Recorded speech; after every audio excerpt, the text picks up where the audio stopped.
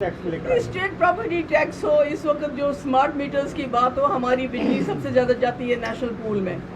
और पूरे मुल्क में ये बांटते फिरते हैं मुफ्त की बिजली 200 यूनिट 300 यूनिट, और कश्मीर में श्रीनगर ठंड में जलता है, कश्मीर और जम्मू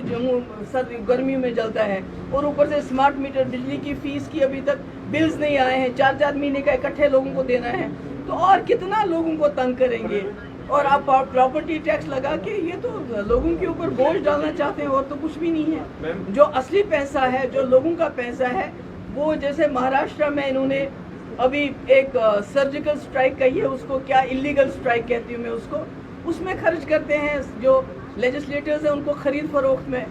सरकारों को गिराने में खर्च करते हैं, और यहाँ से लोगों की खाल खींचते हैं। बिजली का फीस, प्रॉपर्टी टैक्स, बाकी चीज़ें तो ये तो सब आपके सामने है। सरकार जम्मू कश्मीर के लोगों को लूटने का काम कर रही है, फिर वो चाहे स्मार्ट मीटर्स के जरिए हो या फिर प्रॉपर्टी टैक्स के जरिए। ऐसा मानना है पीडीपी अध्यक्ष महबूबा मुफ्ती का, जिन्होंने आज एक पत्रकार वार्ता की, क्योंकि आमतौर पर वो जम्मू में प्रेस कॉन्फ्रेंस करते बड़े कम नजर आती हैं, लेकिन जब से पीडीपी को पकड़नी लगी है, यहाँ से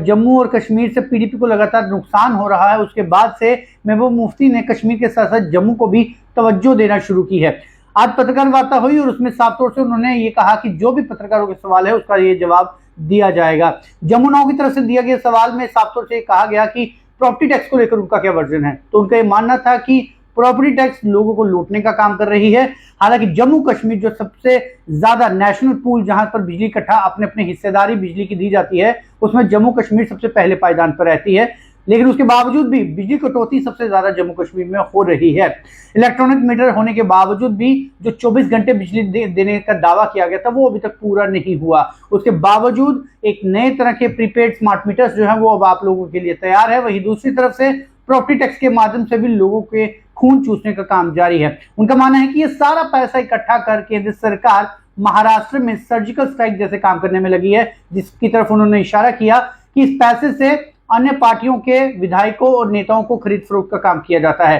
तो साफ तौर से महबूबा मुफ्ती आज काफी बिफरी केंद्र सरकार पर, क्योंकि जम्मू कश्मीर अब यूटी है और सीधे तौर से केंद्र सरकार के निगरानी में है। तो ऐसे में उनका ये मानना है कि जम्मू कश्मीर के लोगों को लूटने के बजाय और कोई काम नहीं हो रहा, और ये लूट कर पैसा जो है वो नेताओं की खरीद फरोख्त में इस्तेमाल किया जा रहा है।